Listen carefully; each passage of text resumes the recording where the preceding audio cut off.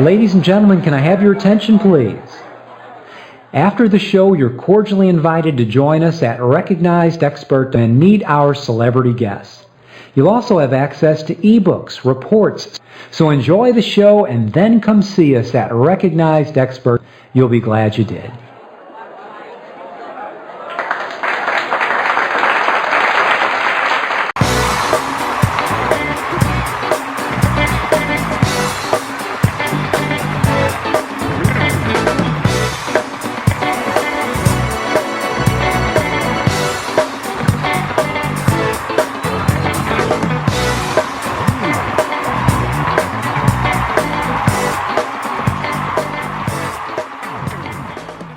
Today's speaker has been involved in the design field for over 33 years and developed his approach very early on based on solid principles that deliver results. His expertise is in residential and commercial design, lighting design, custom furniture design, and all other aspects that relate to interiors. His greatest love is in residential interiors because of their personal nature.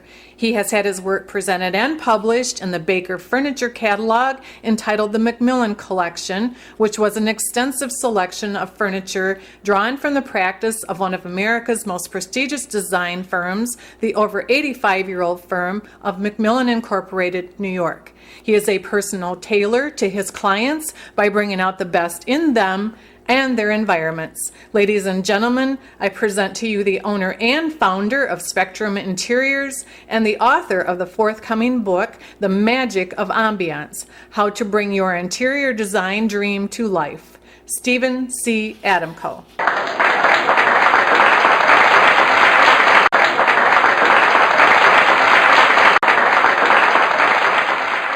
Well, I'm glad to be here, and I hope you all are as well. All right, well, here we are for this presentation entitled Creating Ambiance No Matter What the Budget, and truly it is all about the magic and excitement of ambiance. But how many know what ambiance really is? You should look it up in a dictionary. But let's check the dictionary right now. Okay, we're talking about a mood, character, quality, tone, atmosphere of a environment. Or, this is a good definition, that which surrounds or encompasses. That's a pretty good definition, because what we're looking at when we create ambiance, no matter what the budget is, consider this. You have how does it feel if you wrap yourself in a nylon windbreaker, ladies, versus a mink coat? Now, you are the same, correct? But your feeling, your ambiance, the way you talk, the way you walk, is different. Is that true? Okay, so you put on a different demeanor, in a sense, or more expansive demeanor of yourself. Correct?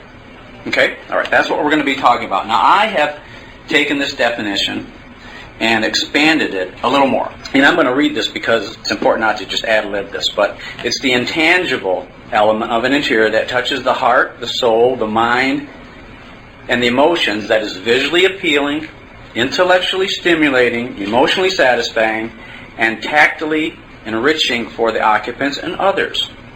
Now, the magic that creates excitement induces calm, so it can do several things at the same time, provides a haven and creates a background or backdrop for the occupants and their possessions. So they are the gems in their own setting. So think of photography. You want to have a portrait made of your family, and the photographer, if they're really good, is going to choose the correct backdrop to really bring out the very best in you. And like jewelry, really, quite frankly, you are the gem, you are the ruby, you are the diamond, and we want to position you in such a way that your setting brings out the whole character, the quality, the fire, the color of your personality. Because you're unique and nobody's like you in the world, correct? Okay, now the next few slides here are slides that I'm going to show that incorporate ambiance. And one thing that I want to make clear up front is that all the photos in this presentation are of a high quality nature. The idea is you want to start at the top. No, so it doesn't matter what the budget, quite frankly. The same processes work. So, if you say, well, geez, I only have $300, the other person says, I got $3,000, The other person says, I got 300,000. It really doesn't matter. Okay? You want to take the essence, the principles of what's there, and then apply it, the essence of that, to your circumstance, whatever that is, and however much money you have to spend. Okay? So we're not going to show something at the low end and then try to creep our way up. We're going to show it at the high end. So if somebody says, well, I would like to someday be an Olympic skater, do you watch your next door neighbor skate, or somebody who's pretty good, or do you watch somebody like Peggy Fleming? Or you usually watch the best. Same thing for golf. You watch the best so you can emulate that. Okay, so that's what it's about. When it comes to this, you're going to notice that these photographs have the combination of the materials such as warm wood, leather, wool carpet. These are all environments that are conducive to the occupants. So obviously that's where we get this individual approach. So the lighting and everything that factors into how this looks, how it feels, and how supportive it is of the people that it's being designed for and their tastes and leanings. So even when I'm designing, everything is not about providing a look or my look. It's bringing people up to a higher level, and it's also pivoting around the individual themselves. So the client is always the pivot point, the most important point. And we'll go into some of these. How do we make things really happen? Okay, and then we're dealing with rooms that have not only rich texture orchestration, but you have things like the backdrop there that's uplit. So now you're actually making those textures come alive. Let's say we turn off the lights on that backdrop there where that wall is. It would all of a sudden go somewhat flat. Okay, so just want to get you into the feeling mode of this first off, because that's what we're dealing with, is feeling, the emotions. Also, ambiance can happen in an outdoor setting. So, I mean, beautiful cityscape, not every cityscape is this beautiful, but yet you have a very intimate way to incorporate that into a dining scenario from an elevated perch, and now the whole big-time world becomes a backdrop for what you're doing. So it doesn't have to be just inside, it can be outside too. Who doesn't like the cozy, comfortable feeling of being around a pool at or approaching dusk? And so you've got candles, you've got uplights, you've got the textural, sculptural aspect of plants, you've got people, you've got food. You know, again, it's all of that. So you can see I'm trying to get you into the mood. That's important for men and women, isn't it? Get in the mood? Okay. Reminds me of that song. Was that In the Mood? You know, that's an old one. Okay, that's an old one. But anyway, still, it still holds true, doesn't it? Most people think, let's have a nice intimate dinner, and then you've got lighting and views and other things that factor into that situation. But you can see that each one of these slides have that intangible aspect. They have that something. It's not just a mere look. Okay, and then when you want to close down the day at night, you know, what better way than to be surrounded by luxurious materials, down-filled pillows, you know, wonderful scenery, and a sense of a cocoon. And then, I think this is one of the last ones before we get into some of the other details. You know, here we have a very open space, you know, very clean line. Again, you know, orchestrated so that we have a sunset view on the west. But look at the way the lighting is portrayed and the uplighting and the different ways it's utilized with the plants, and it creates its own artwork on the ceiling. Okay, now just if that were all turned off, it'd just be one flat ceiling. And so as you move things around and as the environmental context changes outside, the whole lighting scenario changes too. Everybody likes dining, don't they? I mean, that's always part of a nice aspect to living and enjoying other people, usually. And round tables are very conducive for that, by the way. This happens to be a former apartment for Mary Tyler Moore.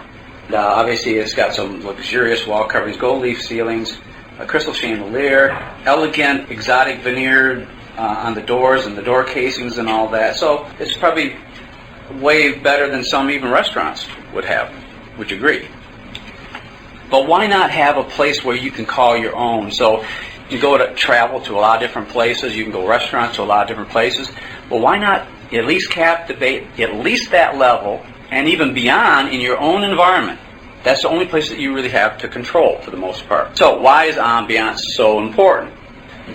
And I'll be just quite frank with you. Without ambiance, you end up with just basically a look.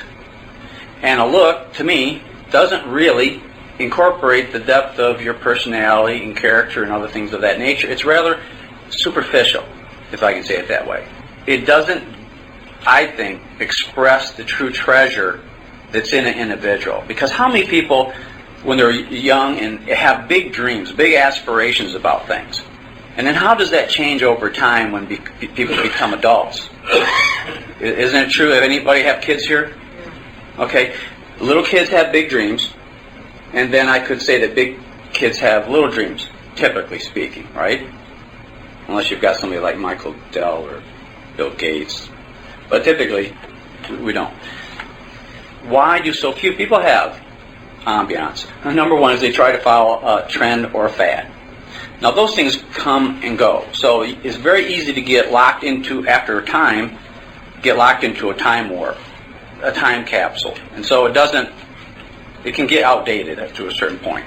And quite frankly, things that are perpetuated out there in the industry and the furniture, or even in fashion and clothing, the idea for the constant change is to keep up the selling. Nothing wrong with that, but make you in a continual state of dissatisfaction. Everybody knows that there are certain things, colors that you look best in, certain cuts of clothing that you look best in, and if that doesn't happen to be the fad, then where are you?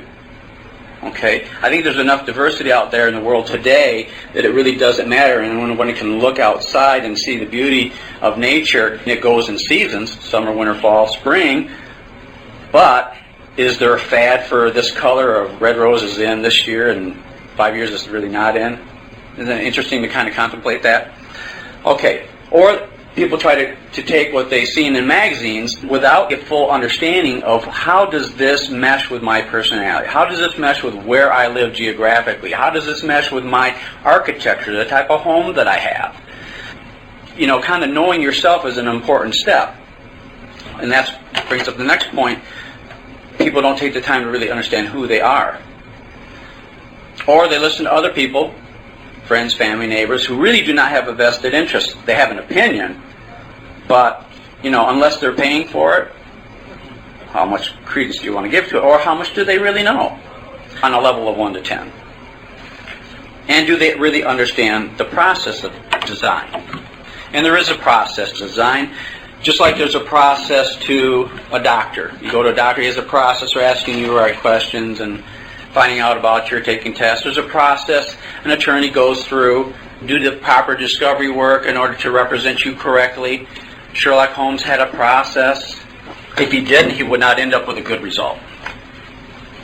Okay, how do we start the process? Well, we want to ask the right questions to get the right answers, to get the right results. Now, what would happen if we asked the wrong question? We get a wrong answer, and we get a wrong result. So it's knowing exactly what to ask. And I've got a couple things here that I usually incorporate with, and it goes really much deeper than this, quite frankly. Like, what do you want, really? What do you want with this environment? Where do you want to go? How do you want to be perceived in your environment?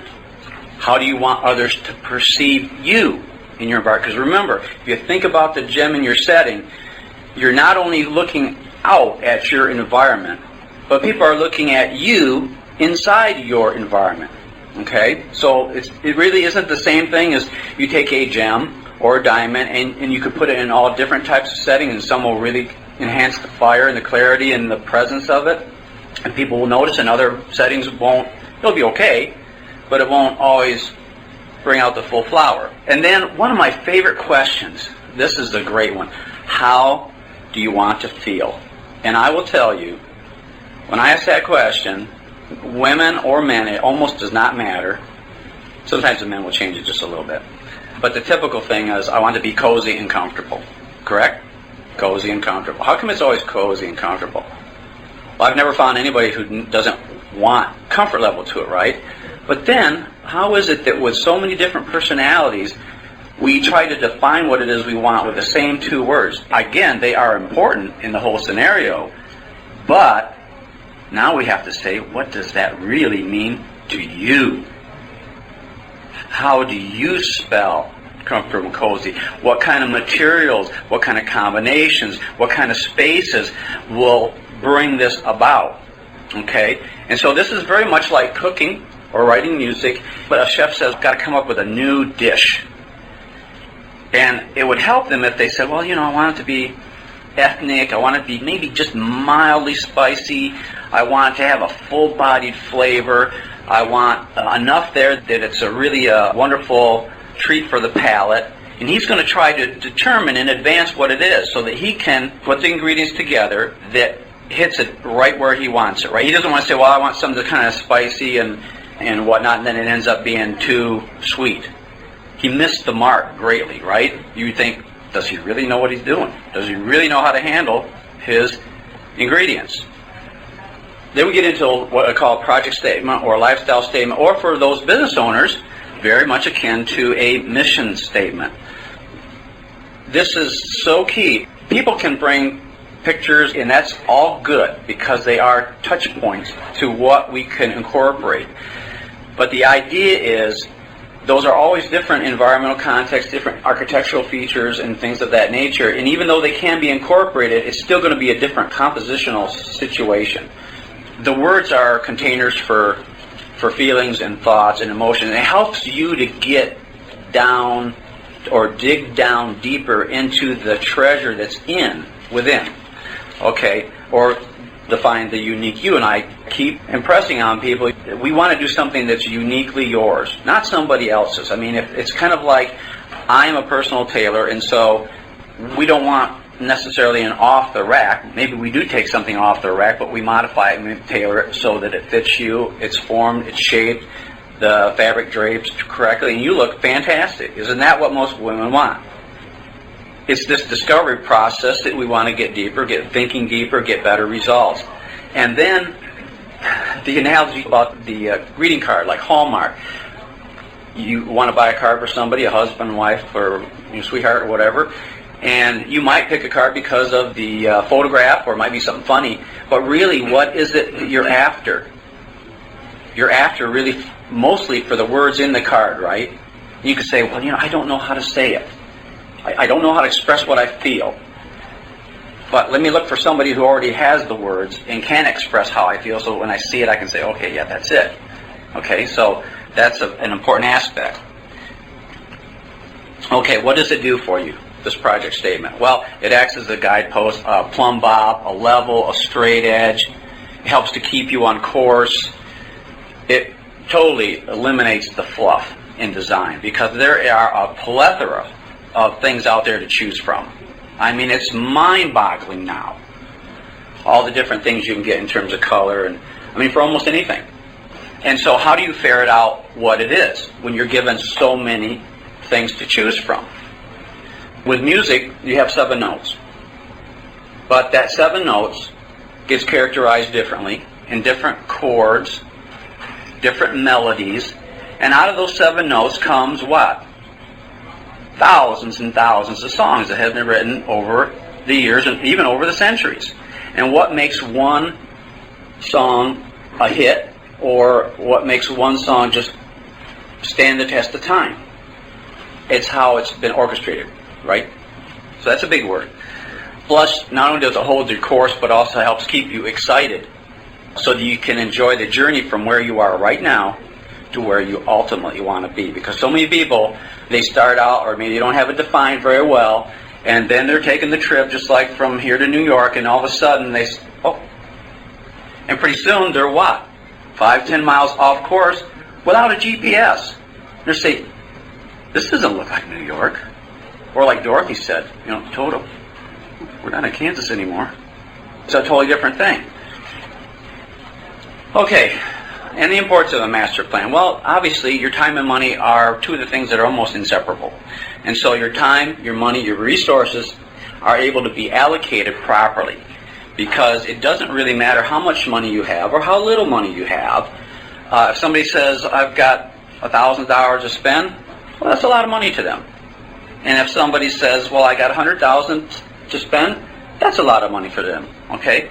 And even if it's $1 million for a multimillionaire, it's still a significant amount of money to spend. And so, do we want to spend the money, or do we really want to invest the money? Do you invest the money because you want a return on your investment? In more ways than one. Again, back to the emotional, the intellectual, the visual, and all of that. And so also it helps you to orchestrate all the components, whether you're working in a room, whether you have to orchestrate all the different furniture pieces, or you're working in a house where you need to transition into different areas and have some relatedness. That all helps you to do that. And so when I talked about the words, we're talking about intangible things first, because the intangible almost always precedes the tangible. Somebody has an idea, a concept, and then eventually, voila, we now have a reality. Because it used to be a dream about going to the moon and rocket ships and things like that, and now we fly there almost daily. And then the other thing is important to have it on paper, because without having it documented, you can't look at it, you can't ponder it, you can't meditate on it. And it's part of what gets you excited. Okay? Is everybody getting something out of this so far? Is that making some understanding? Because I've got to create the foundation first, and then you can see some of the other things that happen. Because we're going to get into a bunch of slides here momentarily. And then realize that what you're working with, whether it's in the house you have right now, whether it's in the house you plan to build, you're always working with in the context of architecture. So you have architecture, you have interior design, and they are and should act as a hand and glove scenario. So what is architecture composed of? Floors, walls, and ceilings. Okay? And so it depends on what type of material they're made of. But somebody said that the key to better living is planning, and it just reminds me of this comment. You probably heard it before. If you fail to plan, you plan to fail. Correct? Okay. And then a common mistake is that people don't really understand. I mean, we're in a library here, filled with information. Books back there on architecture and other things. Of course, you got to watch what you read, because sometimes some of the things that are read there's different levels, like decorating and designing. But when you get into design, you're getting at a higher level of what I call orchestration. We're not talking about, for music, like Mary, Mary Had a Little Lamb. We're talking about something much more emphatic, much more involved, or even into Beethoven's Fifth Symphony. That's a few minutes long, isn't it? Okay, that's not like 3 minutes like your typical popular song, but why is it we go there year after year after year to hear the same thing? There's got to be something that moves you. Being aware of your surroundings is another important thing, and what I hope that you can pull from this is that you will walk out of here today realizing that I have a different paradigm and a different filter to look at my world and other things, and be more able to be discerning, to be able to pick out some of the things that are the motivating factors that make things happen. Now, just a quick note, because I can't get totally into furniture and furniture space planning, because that has a whole different deal in and of itself.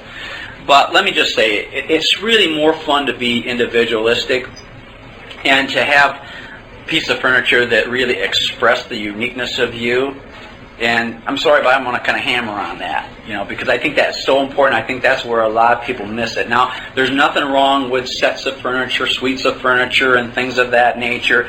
But by and large, I will just tell you that furniture, and just like fashion, if they can get you to buy a bed and a dresser and an armoire and a nightstand, so they all match, obviously you can sell more, right? But then, if people want to make that unique, okay, they've got all this stuff looking with almost the same facade. It's just like you with different facial expressions. I'm happy, I'm sad, I'm funny, I'm this, whatever.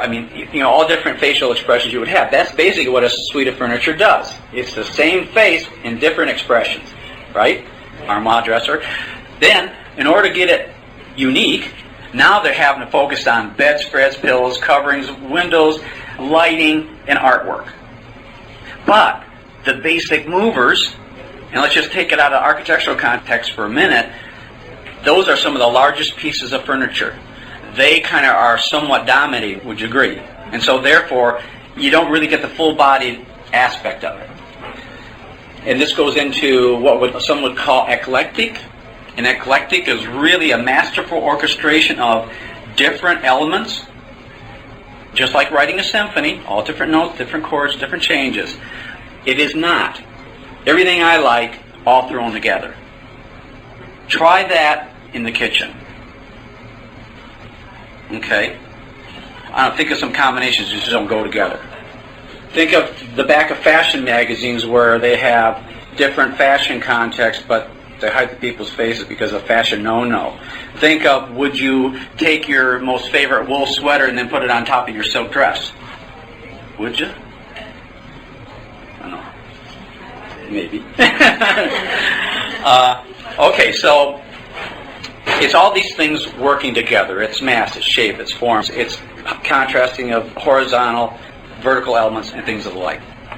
All right, now the most important part, quite frankly, is working with the floor plans. This is where it happens. And really, I don't care if I've talked to people that are just getting ready to buy their first home.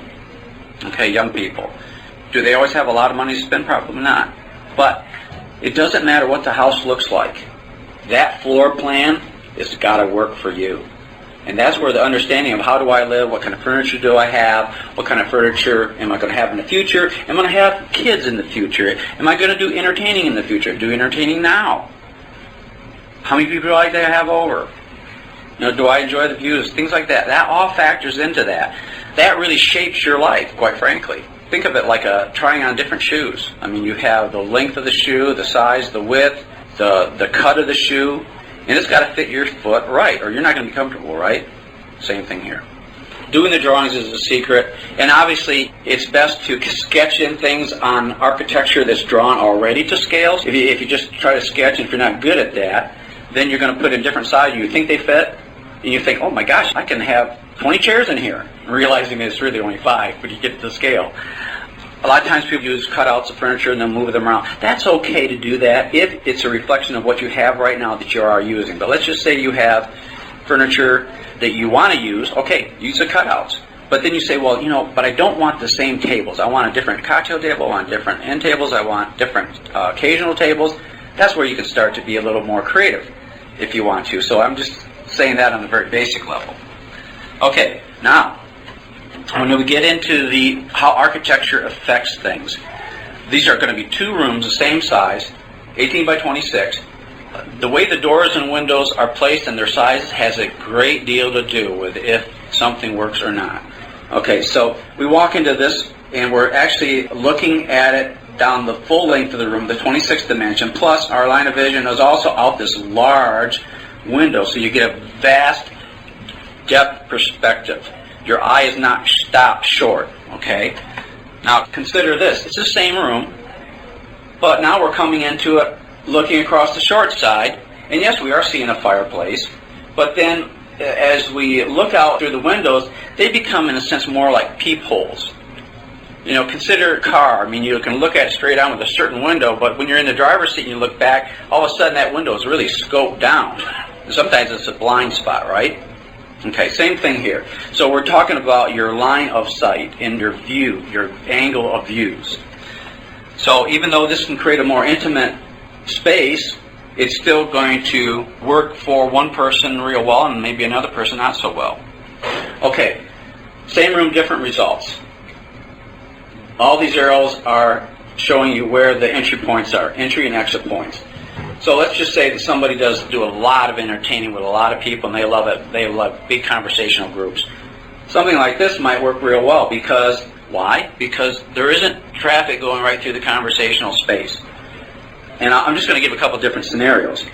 And let's say somebody that has this kind of situation says, well, that will work out good for me because, yes, I do have conversational groups, but they're smaller. I have, I like to do some game table. And also, I'm a very avid reader, so I've got banks of bookcase, so that will work out real well for me. Now, this might work for that person too, but again, this would. And this same thing, it starts to subdivide the space into different components. Realize that people use a space, and you have to draw in traffic patterns just like a town has traffic patterns. It subdivides the space, and sometimes if it's not subdivided quite right, because most people take the direct route, right, from point A to point B, they don't go the corner, they'll cut across the corner of the lawn. And then if the traffic pattern isn't quite right, then we have to create detours with the furniture itself and how that's planned. But you can see that this plan, let's say same size room, this plan does not work for a person who has this kind of a need. So I've seen this many times before, that you can have a house, with a lot of square footage, and because of how things are placed, or fireplaces, or stairwells, and things like that, by the time you space plan it, it ends up to being what I would call a glorified apartment. And maybe it's 4,000 square feet. And then you end up with an effective use of 1,500 square feet. Now, is that really a good investment in a house? If that's all you can use by the time it's done? It might look pretty when it's empty. So you can see architecture is a big shaper of what you do with your furniture and how it affects your life. So that's why I'm a designer. I think of things architecturally and interior design well at the same time. Because to do it just with interiors only and not being versed in architecture, well, you're going to make some mistakes there for some people.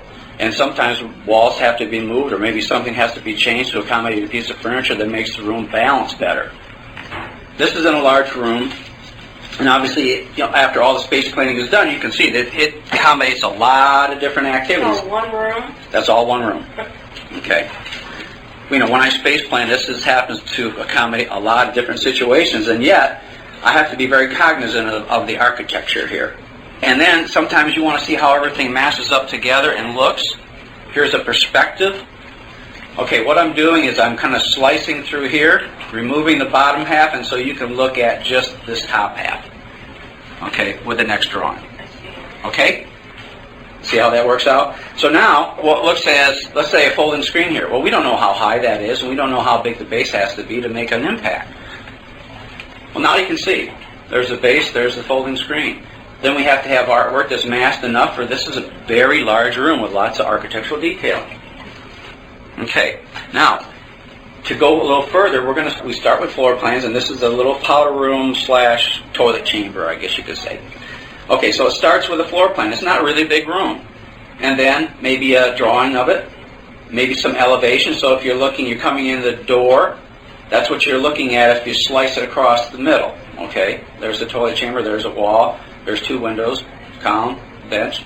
Same thing if you're going back out the door. There's the entry door, there's where the toilet is, in its own little chamber, and then, a console. So that the concept is there. Plus a little mission statement about what do we want to do, plus how we're going to flesh this out with the materials and the furniture. This is concept. This is intangible to a certain degree. Okay? Now, it turns into reality. Even though it's a small room, it has great depth perspective with a mirrored arch there. We've changed everything out from the wall coverings to put fabric wall coverings in, painted the ceiling black, came in with par 36 lamps that are very controlled and precise. Designed custom benches and materials at full lizard, protea. Custom window treatments. That's custom, that's custom, that's custom. And oh, by the way, there's a reason why we cover the windows so you can't open them or look out, because it totally controls the environmental context. It's meant to be kind of a harkening back of Egyptian, Persian times where it was luxury. Think Cleopatra. Okay, that's what it's meant to come about. Custom bench. And you can see little nuances like in the protea. You can see the color changes from the tips very white to mid-tone to dark. We've done the same thing with the custom window coverings. So it's all about nuance. Okay, and then the nuance of geological specimens, hand-blown glass vase, inlaid boxes, special lighting that's pinpoint spots so it looks like light is emanating out of that geological specimen over a 500-year-old watercolor. The importance of proper backdrop.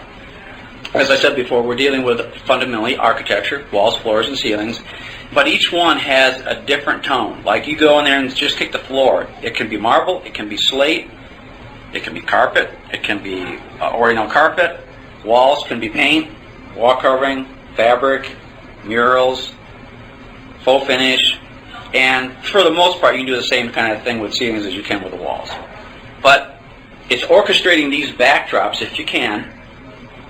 Sometimes people would say, well, I can't do anything. I live in an apartment. I can't do anything with the walls or my carpet. And there we start to deal with different other aspects like furniture or sub-backdrops that we can control. They don't happen to address the architecture. So we're going to enhance everything.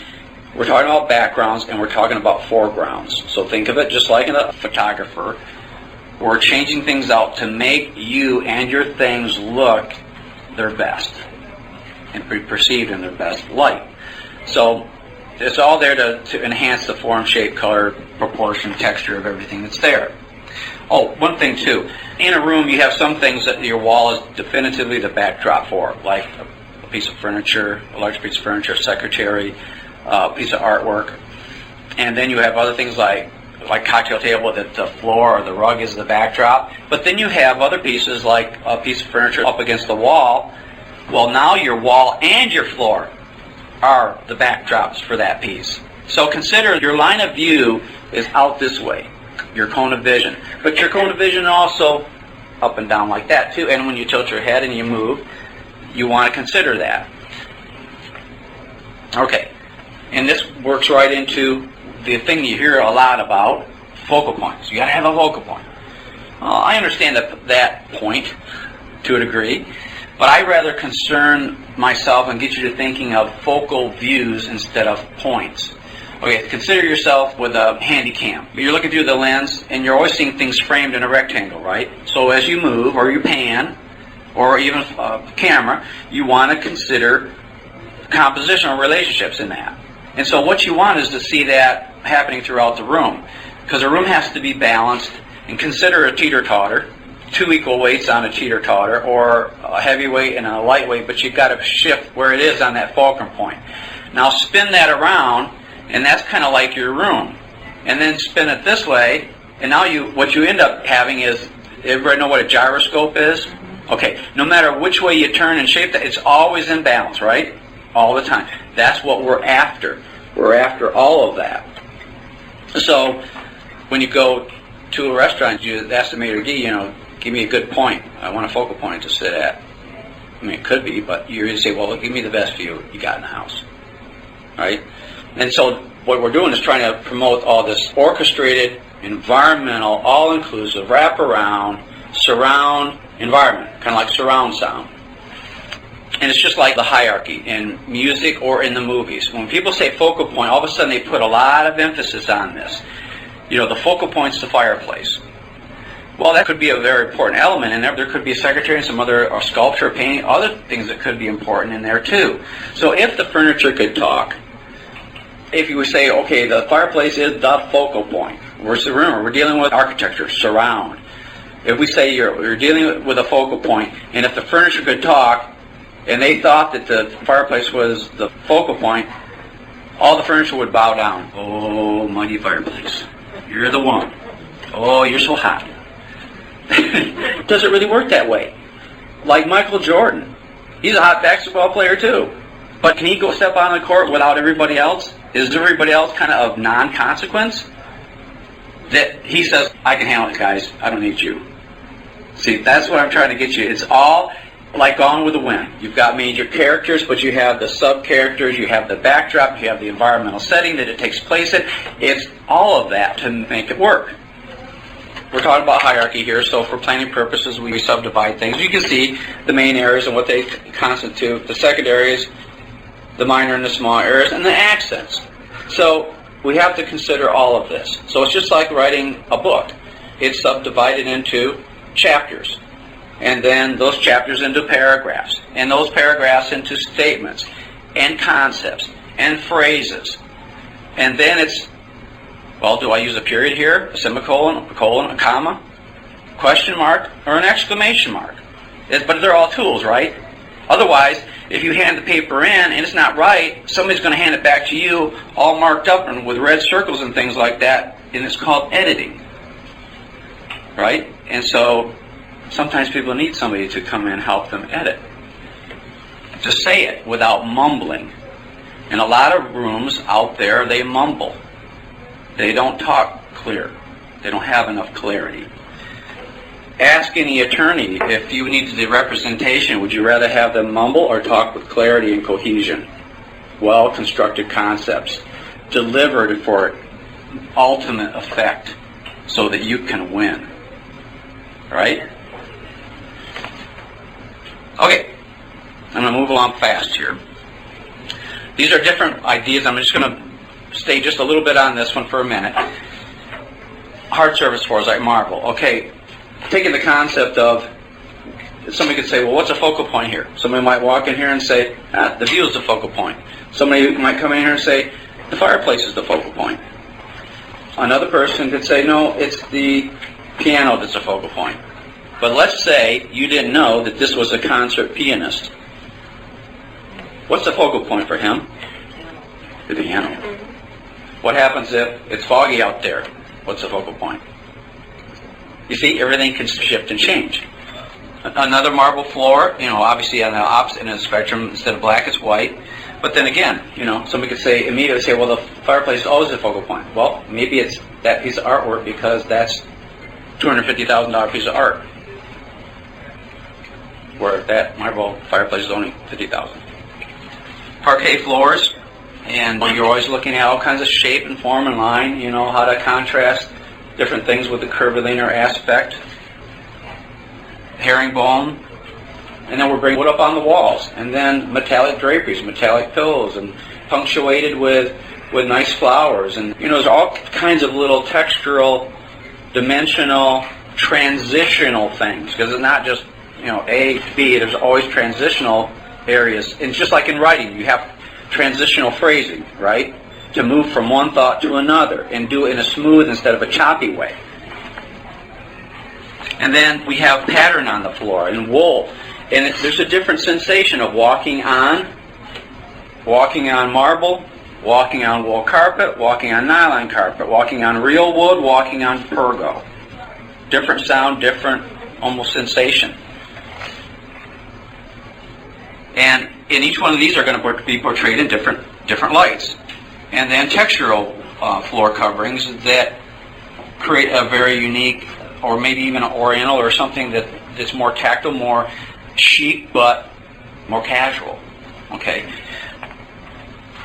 And then wall-to-wall carpeting, obviously one of the benefits of that is that you have extra sound absorption capabilities in there. And it's just, each one of these denotes a level of richness. So before I forget, when I say richness, that can be for anything. That can be for something very casual and rustic, or up to the ultra-sophisticated. But what I'm talking about when I say richness is how they're all orchestrated together, the depth, the clarity, the emotion projected. So the room is not something that is more alive and engages you versus a room that's flat and says nothing. Okay? That's really the essence of what it's about. Okay, walls. Plain. Okay, let's start out with that and then we'll move on up. There's a good reason for some of this. This particular apartment right here was for Ralph Lauren. Why does he have something so relatively plain and only punctuated with a few things? Well, because he lives in a world saturated with color and pattern. So he has to have some reprieve at some point in time, some balance in his life as well too. Okay, and then we move it on up with moldings. So now we start to architecturally delineate the walls and the demarcation between the walls and the ceilings and the walls and the floors. And then we move it on up another step with sculptural, dental moldings and things like that, and sculpture. So we're putting it up a little bit higher, more of a salon, more of a place for large groups, more of a place for almost a concert hall experience. In some cases you need a room like this because you need the volume for music too. Small rooms sometimes don't resonate the same way. And that's why, again, the material uses have a lot to do with the acoustical properties of things too. So that's another thing sometimes that people don't always take into account. How many have seen like on Hollywood TV shows and stuff like this, like Cribs or something like that, and there's this huge house and it's all hard surfaces and they come down the stairway and everything echoes? Now there's things that can be done to create a more acoustically tuned space. Interesting they missed that. Okay, dark lacquer walls, that have a mirror connotation. Again, it's kind of somewhat, you might say, woodsy. It's got an English garden kind of feel, and it characterizes things. Wood paneling. Actually, wood paneling most people think is warm, but actually it is that. But it's even more because the first precursor of wood was to create insulation in old homes. It was much warmer than stone. And then a characterization difference here is that we take it from what could be maybe somewhat of a masculine space, and we're using the same material and creating a feminine space because now we're using line differently. We use the curved line, Louis XV, floral type carvings, curved doors, so it changes it out. And then instead of the wood paneling, now we've got wood veneer, but set in a very contemporary tone. And this happens to be exotic book match veneer. And then textured wall coverings. This piece of artwork, this oil, could look very nice on a regular wall, correct? But doesn't it look better on a wall that's textured? Because doesn't your eye just kind of, the texture kind of carries right into the grassy field and into the foliage beyond. And so what does it do? It engages you more completely, correct? Texture is engaging. Okay, and exotic wall coverings. By the way, sometimes you have a big room and you like to dine a lot. You can have a big table, or you can have smaller tables that are round. These are very congenial shapes. Because it's a lot easier to talk between 6 and 8 people, right, instead of 14. And then you never have to kind of crank your neck to the left and the right as much. So it's just another thing to consider sometimes. Also, wall coverings is fabric, mohair. Victorian houses, some of them have, silk damask upholstered on the walls. So you have this battens, stretch across battens. There's insulation behind that. Gives a totally different feeling. Pattern wall coverings, depending on the scale and the size and what it's incorporated, sometimes you have to think just as carefully about this type of background as you do any picture or piece of artwork that you choose, because it will define the character of the space and what you can do with it. Murals definitely can be a factor that changes the complexion of a room. And even here, this is Winterthur Museum, Henry DuPont, this is in Delaware, and these are all classic American furniture pieces. Each person is going to look at something different. As I say, well, that's not for me. Well, but there's clues and there's things that can be learned from it regardless, that you can apply to your own situation. But what would that room be without that mural? Just say it's plain painted. What would it be? Back in Versailles, the Hall of Mirrors and the French architecture there, Pierre and Fontaine, when they designed something, they designed everything. Floors, walls, ceilings, everything as a harmonious whole, kind of like a gyroscope, down to the furniture, down to the silverware, down to every little detail for the king and the queen. Pretty interesting, isn't it? So again, we were thinking of like sculpture. Okay, ceilings can be plain, and then of course with this situation we've got special lighting that's different tracks, so that does add a little bit of unique characterization to the space. Then we start to get in with different terracing aspects and molded ceilings. It adds more dimension. Exposed beams, a different version of exposed beams in a very warm, intimate reading room. A lot of people like to read, wouldn't mind having a place like this. They wouldn't have to come to the library, have their own library. Okay, cove ceilings give you a sensation of Hollywood. But then obviously it has to have the lighting to go with it, so you can perceive that well. Cove ceilings. Now, a room like this, would you call that a focal point or a focal view? Probably a focal view. I'm trying to retrain you just a little bit. Ornamented ceilings, slope ceilings. Anybody know what FLW stands for? Frank Lloyd Wright. Taliesin. And wood ceilings. Okay, and then open truss ceilings, very, very apropos for a nice cozy country abode like this. And then ornate ceilings. Now we're looking at the depth and character of wall painting. Instead of being flat, we've got paneled, plus then we have the curvilinear elements of the plaster ceilings and how that rolls into other things, like rolled arm pleated sofas and just the softened forms of things.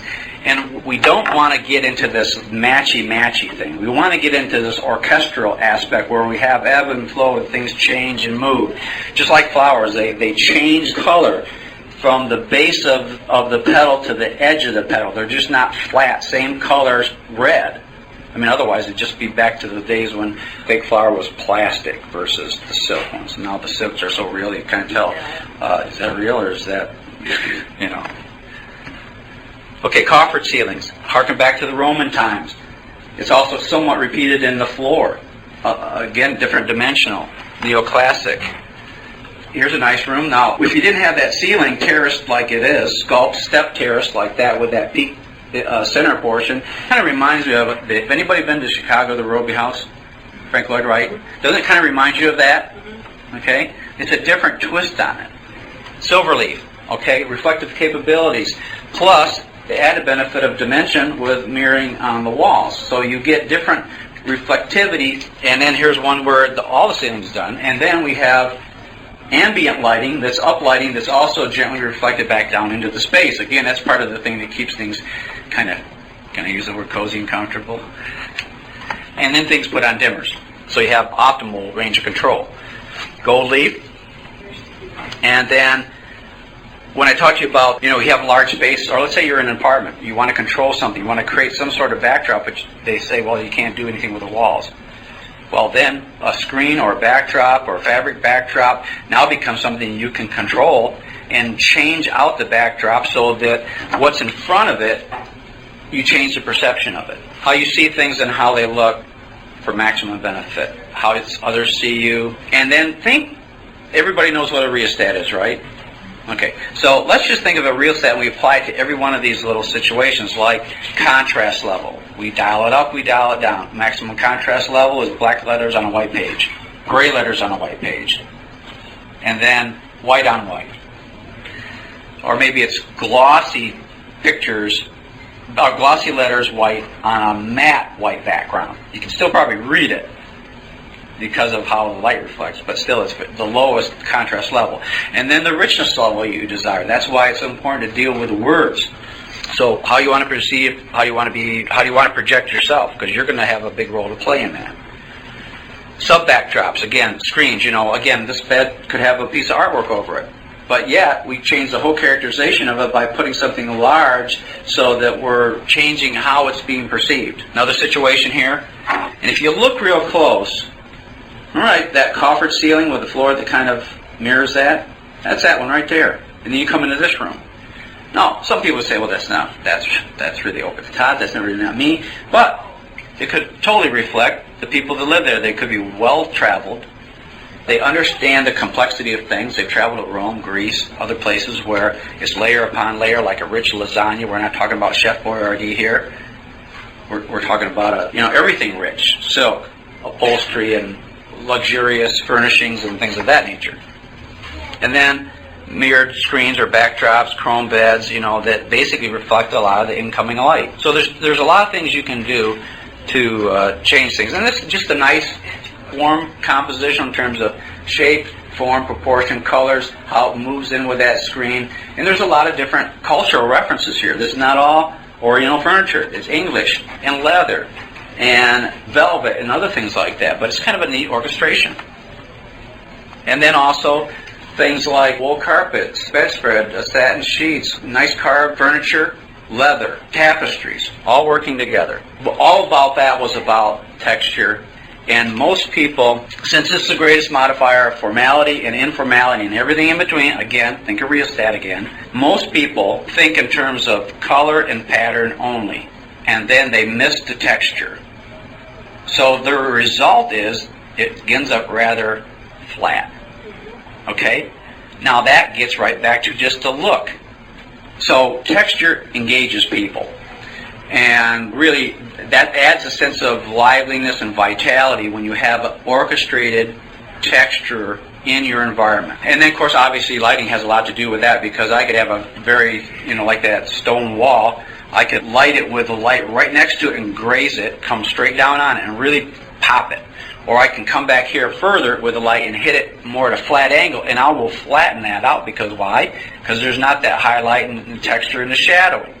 And that's why you don't want to light people with direct light coming down on their face, because of the shadowing that comes on their face. And if you ever look at how a sculpture is lit in museums, they want to direct the light from the right angles to maximize the whole sculptural walk-around experience that you have.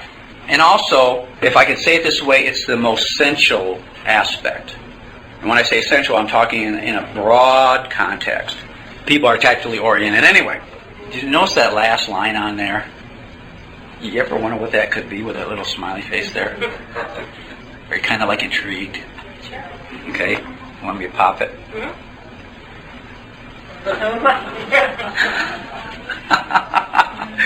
Textural orchestration. How many have kids? Okay. How many love a newborn baby, let's say? Everybody's saying, let me hold him, let me hold her. I like to say it this way, baby skin.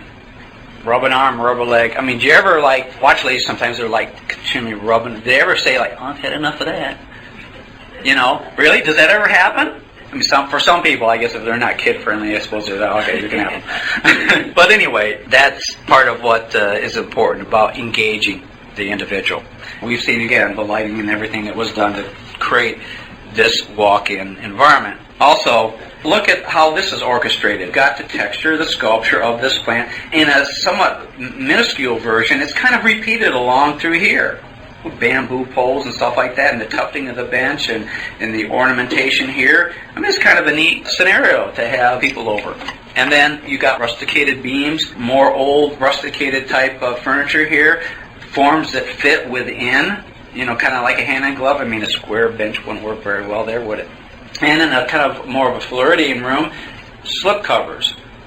There's so many things that you can do, whether it's slip covers, and of course, you know, you've got rattan, you've got baskets, foliage, and things like that. And let me make a point here, too. It doesn't always have to take a lot of money to create a very unique, distinctive look. What it takes is looking in, you know, again, asking the right questions and getting the right answers. Because, quite frankly, I'd rather have somebody, if they just have a good sofa, but we need some lamp tables and things. Sometimes we can create something that's just a base that's made out of plywood. Just the right height, right width, the right length, and then maybe we put a formica top on it, or lay on top, or maybe we put a marble, but then we do some fabric panels, and maybe they're straight, and maybe they're sculptured. There's a lot of different ways you can do that, but if you start dealing in the shape, form, proportion, texture, scale, and get that right, then everything else is okay, to this degree. If it is ill-proportioned, does it matter if it's gold leaf? It could just be an ugly gold leaf thing that costs $5,000. Or it could be a wonderfully proportion that's just painted and looks, wow, that's pretty cool. But you can see the difference. You always start with the shape of things and the form and the proportion. And then you can put on whatever, if you want to gild it, if you want to gold leaf it, if you want it to be marble, whatever covering that goes onto it, but you have to still start with the basics, right? I mean, most everything in life starts with basics, right? Whether it's food, whether it's music, anything. Golf. Oh, I've got to say this about the golf. Anybody golf here? Oh, I got a few golfers. Okay. Now maybe I'll save that till the other part. I'm going to save it till later. Remind me, because I don't want to forget. Okay. Lighting. Again, proper lighting reveals depth, richness of color, controls ambiance in a very, very significant way. And color is how you light it. How many people have gone to a furniture store or a carpet store, take your materials over there, your upholstery, select carpet, bring it back home and check and said, it ain't working. That's because of the fluorescent lighting over there versus incandescent that you have, which is yellow base, or the different array of spectral qualities that happen with sunlight that comes in sunset to midday to sunset.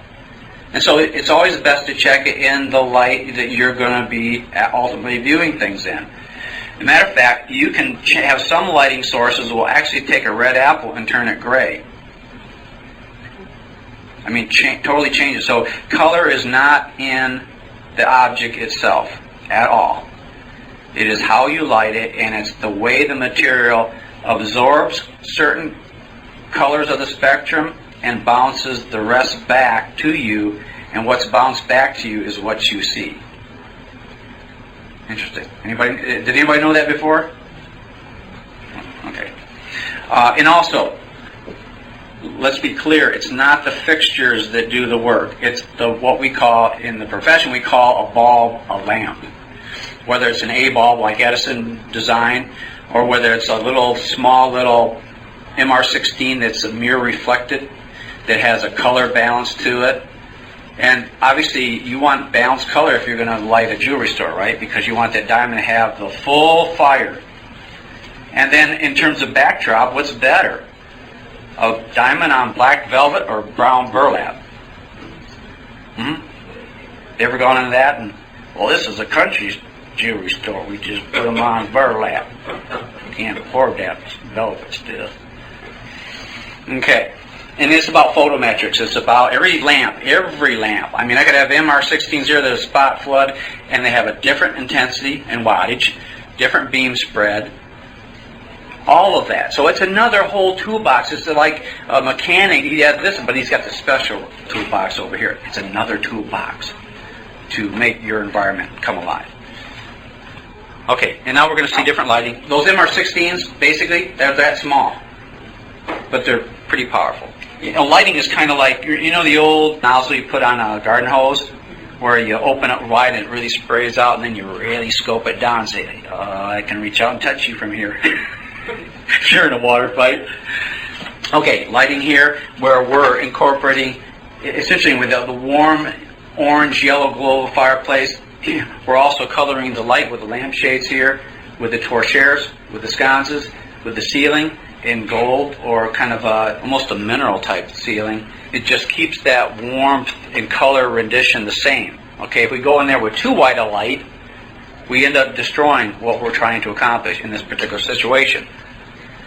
Now here we're dealing with a whiter light, but we're also wanting to bring out the primitive quality and character and texturization of the furniture here. Plus we're also trying to bring out the architecture in a more emphatic way. Same thing here. We need light to reveal shape and form. If we don't, then that barrel ceiling doesn't read right. Okay, and then of course with the other lighting we have here, and you notice, and this was done for a photograph, by the way, see how that carpeting pops in terms of texture? Well, there's a light behind here that's grazing across the surface of it, which allows, especially for revealing a photo, because unless you can go in there and experience it for yourself, we have to show it to you in pictorial format. If we didn't do that, all of a sudden the backdrop would go darker, and some of these pieces of furniture would not read. There would not be enough contrast for you to read them right. Okay, and then obviously you can't beat candles, sconces, uplighting. You can see how it casts shadows on the thing. By the way, this is an apartment for Mariah Carey. I happen to know the designer that worked on this project for her. And here's another version in another part of the room. Okay, accessorization. This is a mini version of everything that came before. All that big stuff in the space planning and the furniture selection. This is where it's the same concepts, but in a mini version. And so you get the personal enrichment of the spaces going on. But gosh sakes, you need to have a selective eye, because a lot of people say, well, I like this, I like this, I like this. But sometimes in order to keep the follow through, keep it moving in the same direction, because if we're in a certain direction and pushing that way, we don't want to take a side trip, or have it start to get off trajectory, or like you're going down the road and all of a sudden your car wants to pull to the left, and it's like, I want to go straight, I want to go straight. It's like pulling to the left. We don't want to do that, do we? So anyway, we don't want to go down the wrong road. And it's still going to be about composition, spacing, and form, shape, and everything else. And I have to say this, don't fool yourself here. This is a very important part of the whole composition. This is kind of like, unless somebody says, Steve, I need your help in putting this floor plan together and space planning, and then they say, okay, we're at the accessory, I can handle it. It's kind of very analogous to me as a pilot, even though I'm not a pilot. I get the plane airborne, I gain altitude, I get it to 30,000 feet, and then all of a sudden, passenger comes on and said, mind moving over? I think I can take over from here. That means, it's on autopilot. If you can just move over here to this side seat over here, I think I can handle it from here. Typically, that's not going to work too well, because if something happens, he's not going to be prepared, right? Plus, I think if the other passengers in the plane knew that he was doing that, I don't think they'd be happy, would they? It's just like writing, too. Proper punctuation and form. And so, it's kind of like people. Like, if you get people together, let's say in a conversation, or maybe they're people don't know each other. If you get them, in a sense, close enough for an environmental context, all of a sudden you can facilitate communication. You can facilitate some magic. You say, oh, I didn't know you did that. Oh, that's so intriguing. If you get them too far apart, that magic doesn't happen. But by the same token, if you get them too tight together, the magic doesn't happen either. So anyway, that's an important aspect. And it's about the relationships of objects to each other. how they play off each other in terms of shape and form, like curved pieces with straight pieces and different materials that help to emphasize things. And the accessorization phase is very much like follow-through. Now, here comes back to my golf scenario for you golfers. How many people realize that how you address the ball is critical? Okay, your stance and your club face and all that. Now, as you bring the club back, your backswing, that's important, right? Then you stop and you pause, and you start to bring it down in the forward momentum, moving your hips and your arms together. And hopefully, when you connect with the ball, your hips and your arms and your head and everything are just perfectly poised, right?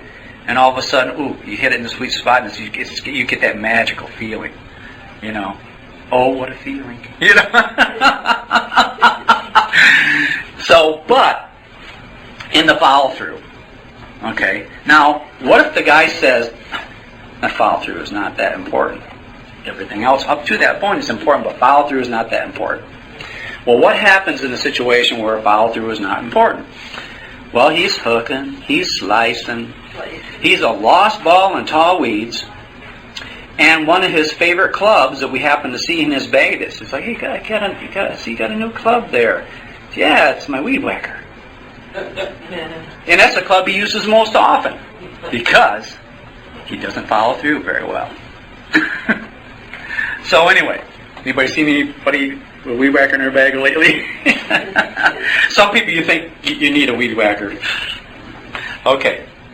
So anyway, so it doesn't matter where the accessories can come from. They could be things from your travel. They could be things even found. It looks kind of like a rusticated, almost like a seashell type of bowl. I mean, these could come from all kinds of travels, but they tell a story. I mean, this person's going to be well-read, well-traveled. Places from Peru, things from pre-Columbian, tennis sculpture, all kinds of different things. You want the accessory to tell a complete story about you, but you also want to position correctly, like, that wall is a backdrop for this. Upholstery is a backdrop for the pillows. The pillows and the upholstery are also a backdrop for the flower arrangement because as you move around the space, your viewpoint changes. Your compositional aspect changes. So again, we get back to the gyroscopic principle and the balance, up and down and back and forth. And then tablescape also tell a story.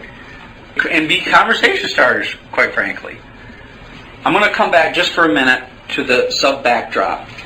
Consider that we didn't have this drapery backdrop at all. And we had the same pictures on the wall. And they would look nice, but maybe wouldn't push out that ambiance, that feeling, that emotion as strongly as if we did it this way. Because this happens to wrap maybe around a certain context. Sometimes it's like you want to transport people back in time or in a different spot, a different place. If you've been to Hawaii, you might want to be able to, in a sense, revisit that. Another composition that's much more smaller, look how it interfaces with the texture of the vase, the reading, the kind of worn finish on the chairs. I mean, it's just a delightful, symmetrical, balanced composition. And, like I say, things could be indicative of your travels. And obviously somebody here might have traveled to Orient, as you can see, by the accessories and the different furniture and rattan and whatnot. But this might be one room in a home that expounds on a big interest of them. Other areas of the room might reflect other characterizations. So you can see how much personality can go into it and how much thinking can go into it so that you get it developed to the maximum degree, or you get the maximum return on your investment.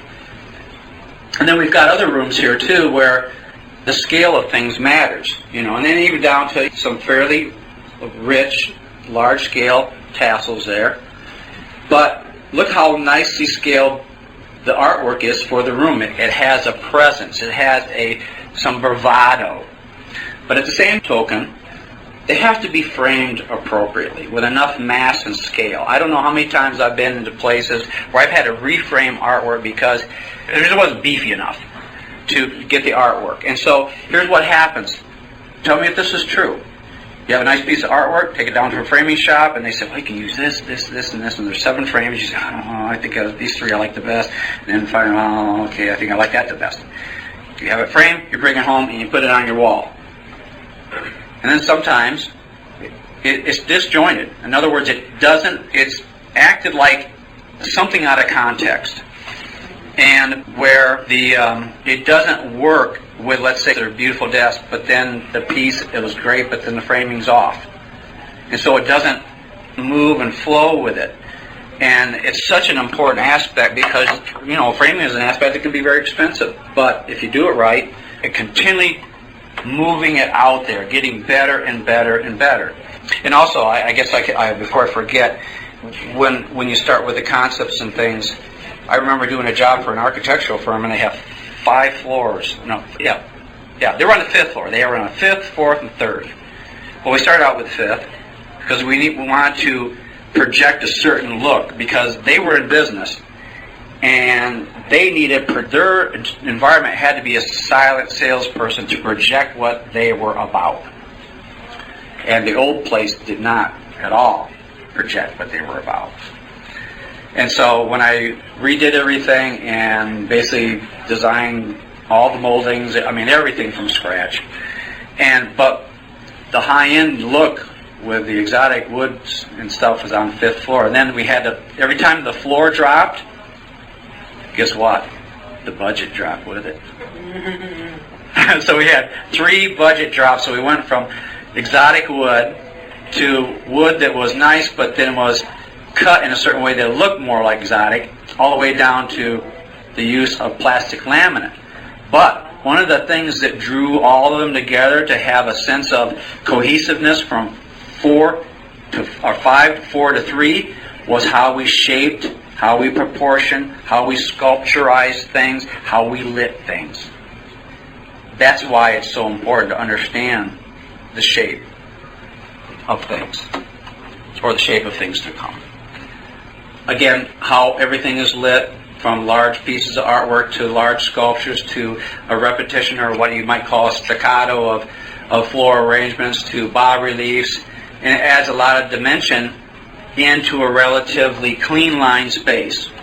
And then also for accessorization, your eye is very attentive to detail in small spaces or in small portions of rooms. You know, like this might be a wonderful writing desk, or maybe you read a book or contemplate or write a note, but yet, since you're so close, obviously, you know, it's nice to have things that are more detailed in some scenarios.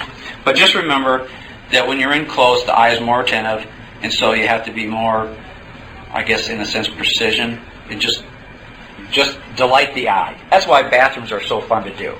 That's why entry halls are so fun to do, because they act as an introduction to what's coming, not just like a good introduction in a book. And also, this will bring about what I told you about the contrast level. The contrast level can be relatively low, or a monochromatic space like this. Not a whole lot of color, not a whole lot of pattern. Remember, I talked about most people consider color and pattern almost foremost to the exclusiveness of texture. Well, this is the reverse of it. But we've got a lot of texture here in terms of the walls, the floor, and yet does it look like a bland space? It's how it's lit. But almost all of it's all in tan tones or brown tones with a little bit of punctuation. But yeah, it's just as successful as some of the other ones that were very ornate, very involved with color and pattern and layering on of all of that. And then tablescapes. Beautiful example of just something you would find. And an old kind of pharmacy lamp, and some old candlesticks, and some obelisks that are covered either, it could be in parchment or like goat skin, or it could be in marble and glass, and what? A geological specimen and a horn. I mean, look at all the diversity of that. But yet it gives a very nice tablescape. We're really at the conclusion of the presentation. And, you know, these are some of the principal secrets that are involved in creating an environment. I know it's probably been pretty packed with a lot of information. I hope you were able to absorb some things here. There's so much more. Every one of these little elements I could expand out to a 3-hour talk without any problem whatsoever. But if I can get you to look at your world differently, and look at the places you go differently, and look at it with a different level of attention to detail, and just help you to hone in on your perception of different environments, then I've done my job in this presentation. But the other aspect is that to set you up for success and to help you invest your money instead of spend it. because it really doesn't matter really how much money you have. Most people can't afford to do it over again. The mode here, the game plan is do it right once the first time and then enjoy it from day one to day end. And then look at things, or maybe get help if you have to, so you don't have these errors that you have to overcome later on, because sometimes after it's done, it's almost too late to reconstruct it, because what? You have to do everything. The time might be there, but the money might not be there. And that's why I'm so much a proponent of investing people's money instead of merely spending it. So hopefully it's been an eye-opening experience. You'll have to see things in a brand new way. And I have to say, this top paragraph, it is the magic experience of ambiance. Think of romance. Think of magic. Or think of when you first met your spouse, or anything like that that was memorable for you, the birth of a child, or I don't care what it is. If you can repeat that kind of sensory perception over and over again, I mean, life becomes that much richer and more enjoyable. Would you agree? Okay, so really it is about this intangible aspect that most people can't always put their finger on.